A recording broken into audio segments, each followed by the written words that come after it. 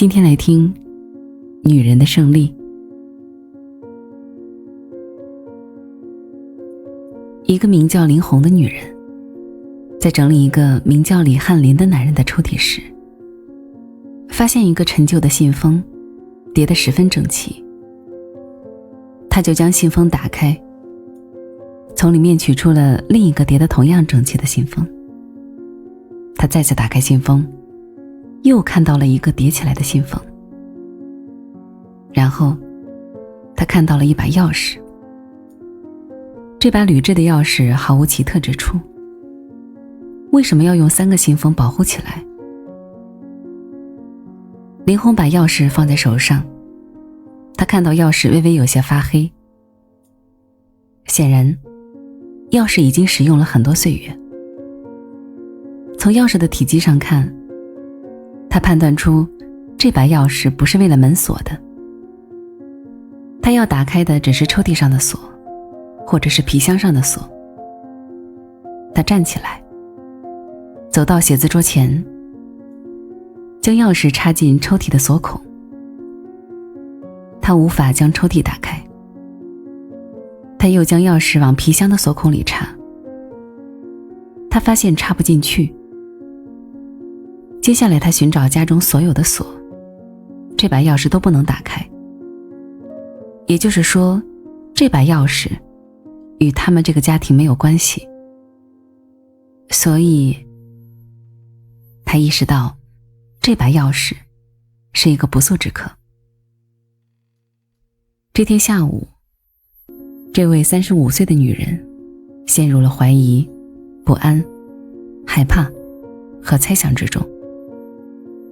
她拿着这把钥匙坐在阳台上，阳光照在她身上。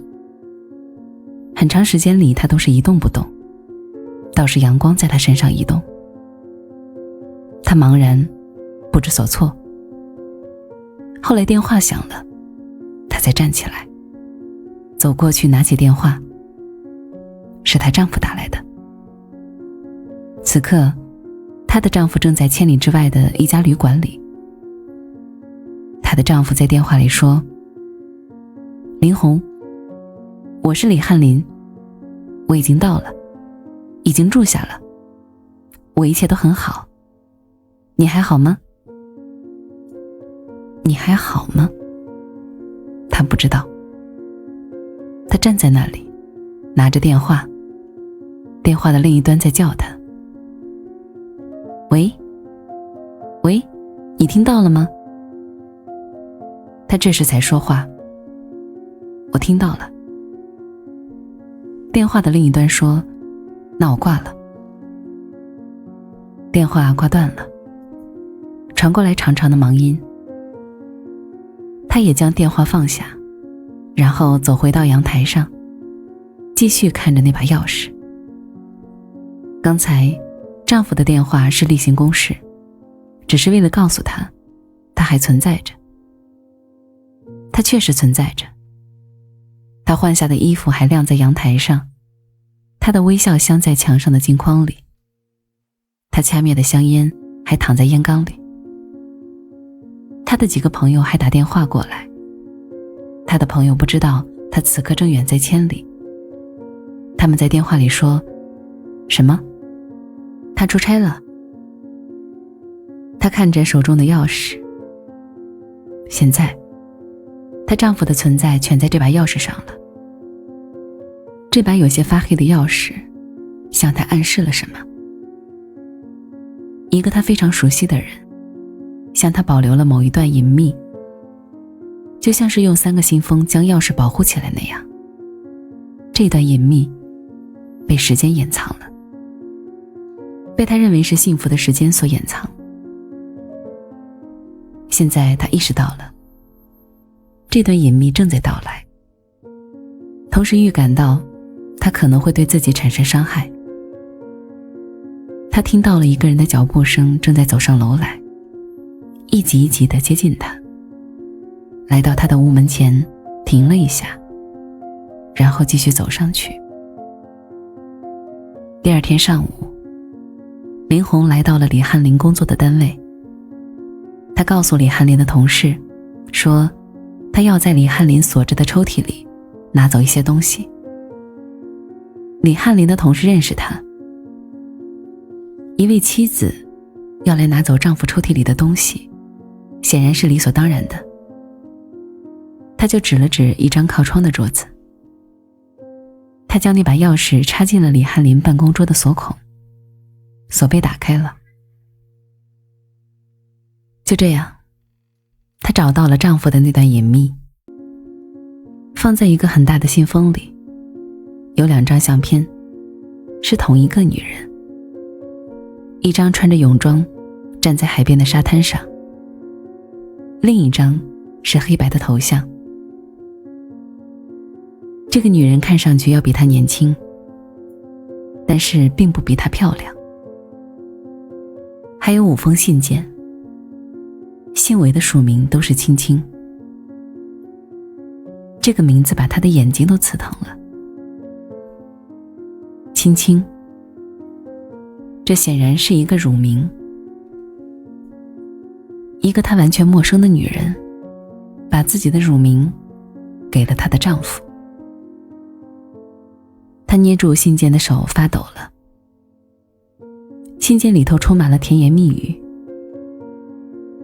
这个女人和李翰林经常见面，经常在电话里偷情。就是这样，他们的甜言蜜语仍然挥霍不尽，还要通过信件来蒸发。其中有一封信里，这个女人告诉李翰林，以后的联系电话改为401-4548。林红拿起电话，拨出7位数字401-4548。电话鸣叫了一会儿，一个女人拿起了电话。喂。林红说，我要找青青。电话那边说，我就是。你是哪位？林红听到他的声音有些沙哑。林红拿住电话的手发抖了。他说，我是李翰林的妻子。那边很长时间没有说话，但是林红听到了他的呼吸声。他的呼吸长短不一。林红说，你无耻，你卑鄙，你下流，你……接下去林红不知道该说什么了，她只是感到自己全身发抖。这时对方说话了。对方说，这话你应该对李翰林说。你无耻！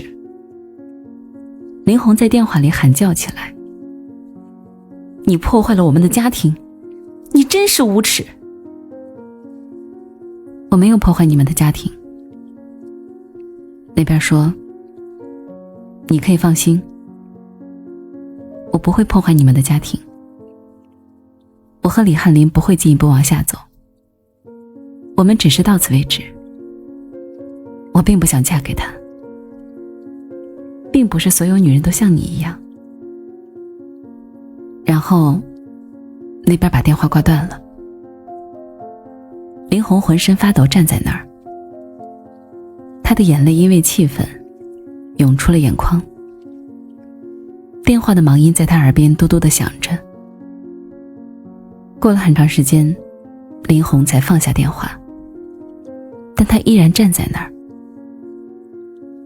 站了一会儿后，她又拿起了电话，拨出这样的7位号码：586-7346。电话那端传来一个男人的声音：喂？喂？谁呀？怎么没有声音？他说，我是林红。哦，是林红啊。那边说，李翰林回来了吗？没有。他说，那边说，他为什么还不回来？他走了有很多天了是吧？哦对了，没有那么久，我3天前还见过他。他这次去干什么？是不是去推销他们的净水器？嗨，其实他们的净水器就是骗人的。他送给了我一个，我试验过，我把净水器里头流出来的水放到一个杯子里，然后把从管子里流出来的水放到另一个杯子里。说实话，我看不出哪一杯更清。我又喝了一口，也尝不出哪一杯更干净。林红打断了他的话，你认识青青吗？青青，他说。然后那边没有声音了。林红拿着电话等了一会儿，那边才说不认识。林红说，他努力使自己的声音保持冷静。李翰林有外遇了，他背着我在外头找了个女人，这个女人叫青青，我是今天才知道的。他们经常约会打电话，还写信。我拿到了这个女人写的信，他们的关系已经有1年多了。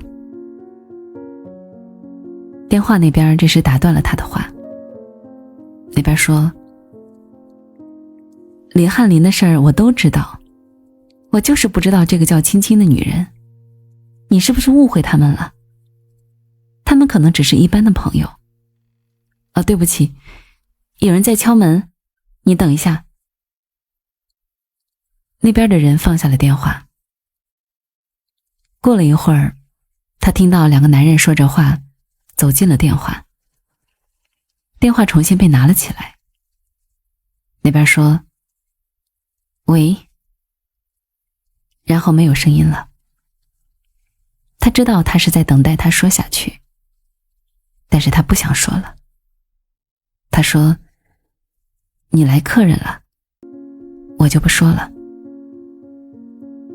那边说，那我们以后再说。电话挂断了。林红继续拿着电话，他从电话本上看到了李翰林另一个朋友的电话，号码是880-1946。他把这个号码拨了出来。他听到对方拿起了电话。喂，他说，我是林红。那边说，是林红啊，你好吗？李翰林呢？他在干什么？他沉默了一会儿后说，你认识青青吗？那边很长时间没有声音，他只好继续说，李翰林背着我在外面找了一个女人。不会吧？那边这时候说话了。那边说，李翰林啊，不会有这种事儿，我了解他。你是不是……你可能多心了。我有证据。林红说，我拿到了那个女人写给他的信，还有送给他的相片，我刚才还给他打了电话。那边说，这个我就不知道了。那边的声音很冷淡。林红知道他不愿意再说些什么了，他就把电话放下，然后走到阳台上坐下来。他的身体坐下后，眼泪也流了下来。李翰林还有几个朋友，但是他不想再给他们打电话了。他们不会同情他，他们只会为了李翰林说话，因为他们是李翰林的朋友。在很久以前，他也有自己的朋友，他们的名字是赵平、张丽妮儿、沈宁。他和李翰林结婚以后，他就和他们疏远了。他把李翰林的朋友作为自己的朋友，他和他们谈笑风生，和他们的妻子一起上街购物。他们结婚以后，他们的妻子替代了赵平、张丽妮儿还有沈宁。现在他才发现自己一个朋友也没有了。他不知道赵平和张丽妮儿的一点消息，他只有沈宁的电话。沈宁的电话是沈宁1年多前告诉他的。他们在街上偶然相遇，沈宁告诉了他这个电话，他就把沈宁的电话记在本子上，然后就忘记了他的电话。现在他想起来了，他要第一次使用这个电话了。接电话的是沈宁的丈夫，他让林红等一会儿，然后沈宁拿起了电话。沈宁说：喂，你是？林红说：是我，林红。那边发出了欢快的叫声。沈宁在电话里滔滔不绝地说了起来：听到你的声音我太高兴了，我给你打过电话，你们的电话没有人接，你还好吗？我们有多久没有见了呀？有1年多了吗？我怎么觉得有好多年没有见了呀？哦，对了，你有赵平和张丽妮的消息吗？我和他们也有很多年没有见了。你还好吗？我不好，林红说。沈宁没有了声音，过了一会儿他才说：你刚才说什么？林红这个时候泪水涌了出来，她对沈宁说：我丈夫背叛了我，他在外面找了一个女人。林红呜咽着说不下去了。沈宁在电话里问她：是怎么回事？昨天，林红说：昨天我在整理他的抽屉时，发现一个叠起来的信封。我打开一看，里头还有2个信封。他用3个信封包住一把钥匙，我就开始怀疑他。我去开家里所有的锁，都打不开。我就想可能是他办公室的锁吧。今天上午我去了他办公室，我在那儿找到了这个女人写给他的信，还有2张相片。卑鄙！沈宁在电话里骂道。林红觉得自己终于获得了支持，她充满了内心的委屈，悲伤和气愤可以释放出来了。她说：我把一切都给了他，我从来不想自己应该怎么样，我每时每刻都在替他着想，想着做什么给他吃，想着他应该穿什么。和他结婚以后，我就忘记了还有自己，只有他，我心里只有他。可是他在外面干出那种事儿。林红说到这里，哭声代替了语言。这时沈宁问他：你打算怎么办？林红哭泣着说：我不知道。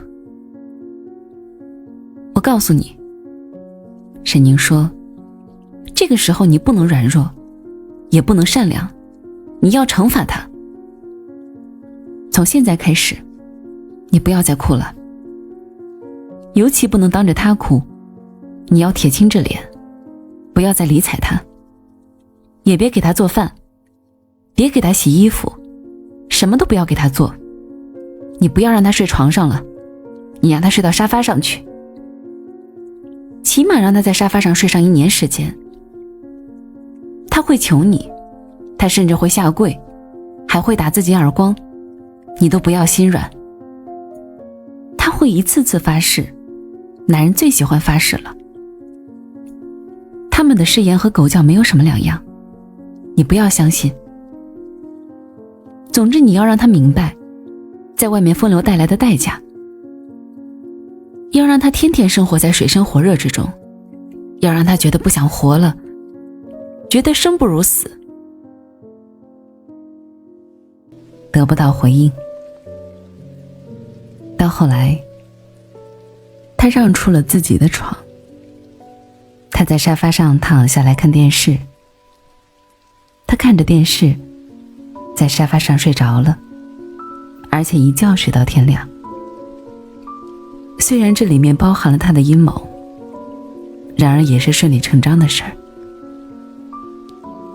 他占据了他睡觉的地方，同时让出了自己的床，他让那张松软的床引诱他，让他粗心大意地睡上去，然后他就获得了与他争斗的机会。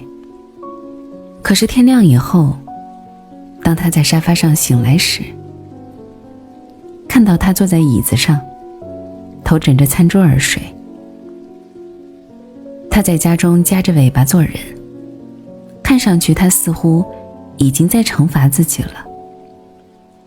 问题是这样的惩罚连累了他，他有泪不能流，有话不能喊，他怒火满腔，可是只能在胸中燃烧。他已经不指望他会哀求，他会下跪。他的朋友沈宁所说的一切，他都不指望出现了。他现在渴望的是大吵大闹，哪怕是挥拳斗殴，也比现在要好。可是他拒绝这样的机会，也就是说，他拒绝了他所选择的惩罚。他自己判决了自己，而且一丝不苟地服从这样的判决，到头来让他觉得他习惯了这种糟糕的生活，他似乎变得心安理得了。每天早上，他总是在他前面走出家门，傍晚时又在他后面回到家中，这也无可指责。他工作的单位比他的远得多，以前也是这样，他总是早出晚归。他在单位吃了午饭，晚饭在什么地方吃的，他就不知道了。林红不再给他准备晚饭了。他回来的时候，没有走进厨房，甚至都没有向厨房看上一眼。他就知道，他已经吃饱了。他坐在沙发上，拿起了一本书。他手中的书一本一本的在更换，他就知道，他把那些书都看进去了。他搅乱了他的生活，让他的心里也随之失常。可他把自己的一切都调节得很好。于是他怒火中烧，他咬牙切齿。然而他不知道该如何发泄。这一天傍晚的时候，他站在阳台上，突然看到他从楼下的一家饭店里走出来。他开始知道他的晚饭是在什么地方吃了。他气得浑身发抖。他再度日如年，他却是在饭店里进进出出，过着不切实际的奢侈生活。他立刻走下楼去，虽然他已经吃过晚饭了，他还是要再去饱吃一顿。他在楼梯上与他擦肩而过，他没有看他一眼。他迅速地走到了楼下，走进了他刚刚出来的那家饭店。他要了几个菜，还要了酒。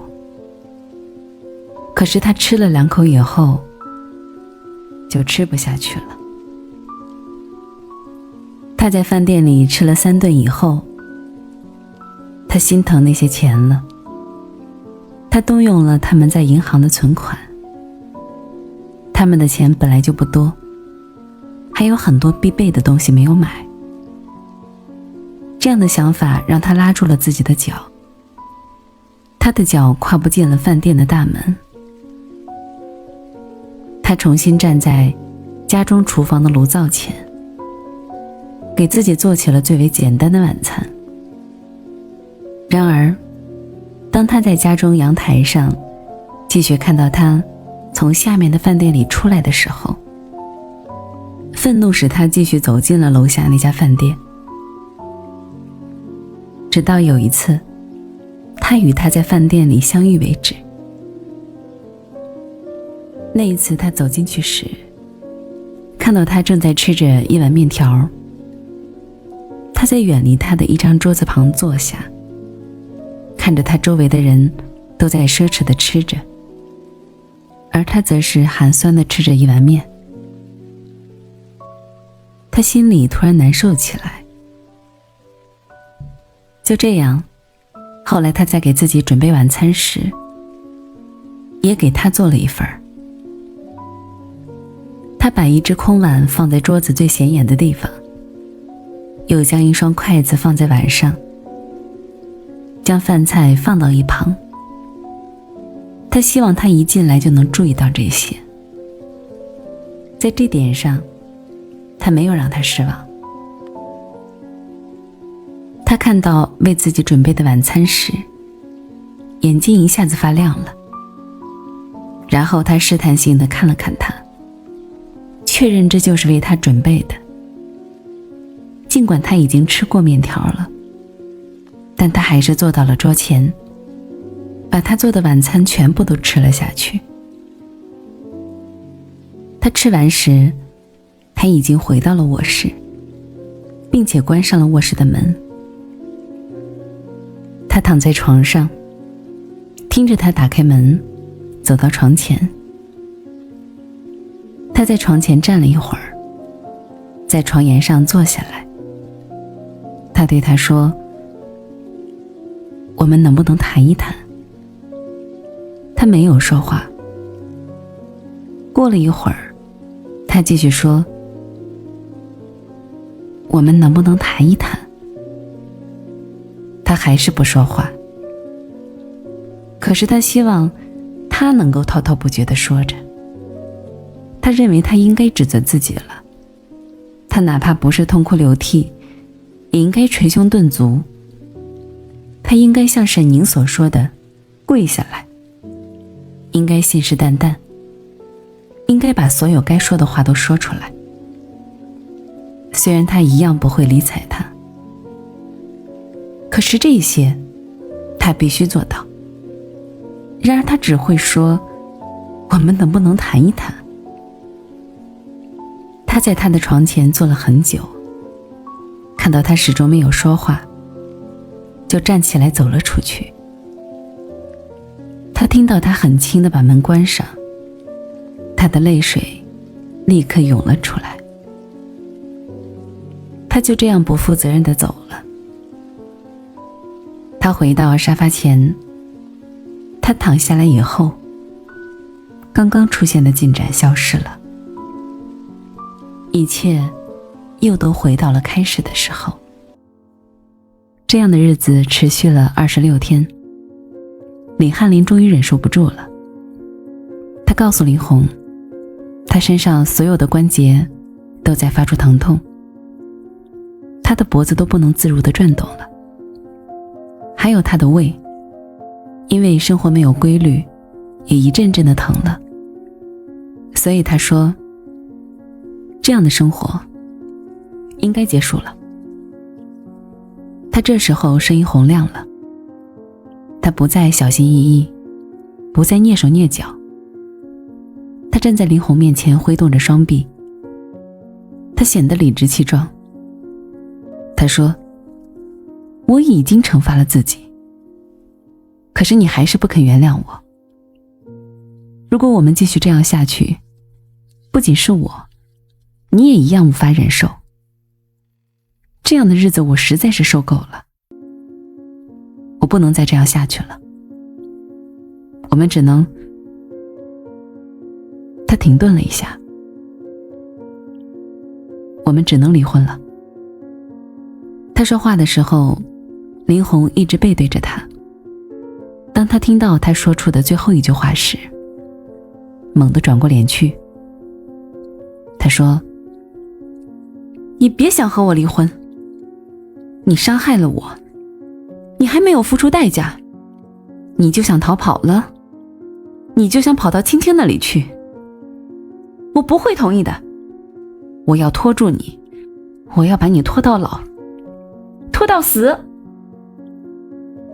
他看到李翰林脸上出现的微笑，他突然明白过来，实际上他并不反对自己被拖住，哪怕是把他拖到头发花白，拖到死去，他也不会提出丝毫异议。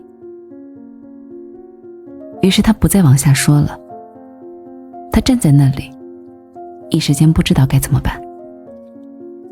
他感到泪水流出来了，随着泪水的流出，他感受到了屈辱。那么多受苦的日子过去之后，换来的却是他的微笑。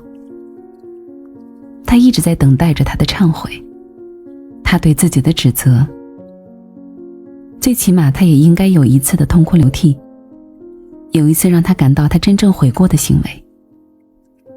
可是他什么也没有做，反而站到他面前，理直气壮地说：我们只能离婚了。他抬起手，把眼泪擦干净，然后他说：算了，我们还是离婚吧。说完这话，他看到微笑在他脸上转瞬即逝。他转身走入卧室，把门锁上，然后躺到床上，合衣而睡了。第二天，他们走在了街上，他们要去的地方是街道办事处，他们的婚姻就是在那儿建立的。他们沿着街边的围墙往前走着，李翰林走在前面，林红走在后面。李翰林走上一会儿就会站住脚，等林红走上来以后再继续往前走。两个人谁也没有开口说话，李翰林始终是低着头，皱着眉，一副心事重重的样子，而林红则是仰着脸，让秋风把自己的头发吹起来。他没有表情的脸上有时会出现一丝微笑，他的微笑就像飘落的树叶那样，有着衰败时的凄凉。他们走过了很多熟悉的商店，每一个商店他们都共同走进去过几次。他们又走过了很多公交车的车站，他们曾经一起站在这些站牌下等着。就这样，他们在回忆的道路上走过去，时间也仿佛往回流了。他们来到了一个名叫黄昏的咖啡厅，李翰林站住了脚，等林红走上来以后，他没有继续往前走去，因为他想起来了，几年前他们结婚的时候，也就是他们刚从那个街道办事处登记了他们的婚姻以后，曾经来到这里，坐在临街的窗前。他喝了一杯咖啡，他喝了一杯雪碧，所以他就叫住了他，对他说：我们是不是进去喝一杯？林红这时候已经走过去了，他转过身来，抬头看了看，看到了建在屋檐上的霓虹灯，灯管拼凑出了黄昏咖啡馆这样的5个字。于是他就接受了他的建议，他们一起走进了咖啡馆。此刻是下午，咖啡馆里没有多少人，他们选择了临街的窗前坐下。他还是要了一杯咖啡，他还是叫了一杯雪碧，然后他们都回忆起来了。几年前，为了庆祝他们的结婚，他们在这儿各自喝的是什么？李翰林首先微笑了，可是他们马上收起了自己的笑容，将自己的脸转向别处。李翰林看着窗外，林红去看咖啡厅里其他的人。他注意到一个年轻的女子，穿着鲜艳的红颜色，独自坐在他们的右侧，正看着他们。林红感到她的脸上有着古怪的神色。接着，林红知道她是谁了。一个名字在林红的脑中闪现了，这个名字是青青。林红立刻去看李翰林，李翰林也看到了青青。显然他没有料到会在这里遇上她，所以他的脸上充满了吃惊。当他将脸转过来时，看到林红正看着自己。从林红的目光里，他知道他已经明白了。他对林红苦笑了一下。林红说：“是你通知他的。”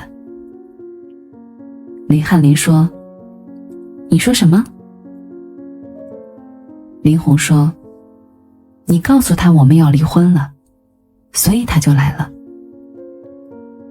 李翰林说：“不。”林红内心涌上了悲伤。他说：“其实你不用这么着急。”李翰林又说：“不，他什么都不知道。”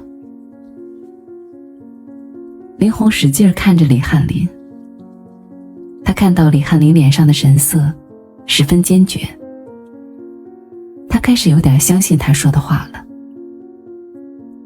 他又去看那个年轻的女子，这个叫青青的，正看着他们。当林红看他时，他立刻将目光移开了。林红对李翰林说：“他一直在看着你，你还是过去和他说几句吧。”不，李翰林说。林红继续说：“我们马上就要离婚了，你还怕什么？”不，李翰林还是这样说。林红看着李翰林，他坚定不移的态度使他感到了温暖。他又去看青青，这一次青青没有看着他们，他正端着杯子喝着饮料，他的一条腿架在另一条腿上，他的动作看上去缺少了应有的自如。林红再去看李翰林，李翰林正看着窗外的街道，他紧锁双眉，表情凝重。林红看了他一会儿后，对他说：“你吻我一下。”李翰林转过脸，吃惊地看着林红。林红继续说：“你吻我一下，以后你不会再吻我了，所以我要你吻我一下。”李翰林点点头，他把身体探过来。林红说：“我要你坐在我身边吻我。”于是李翰林立刻起身，走到了林红身边。他把嘴唇贴到了林红的脸颊上。这时林红又说：“你抱住我。”李翰林就抱着了他，然后他感到他的嘴唇从他脸上擦过来，接住了他的嘴。他的舌头伸进了他的嘴里，他的手也抱住了他。这时候李翰林感受到了如同夜晚一样漫长的接吻。他用手控制了他的身体，用舌头控制了他的嘴。他的热烈通过他的嘴进入到他体内，然后无边无际地扩散开了。林红的眼睛始终看着那个名叫青青的女子，看着她如何不时地向他们这里张望，如何不安地将那个杯子在桌子上移动，最后又看着他如何站起来，脚步匆匆地走出了这个名叫黄昏的咖啡馆。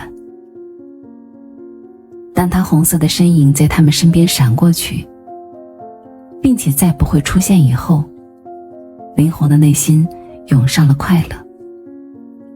他突然觉得自己已经胜利了。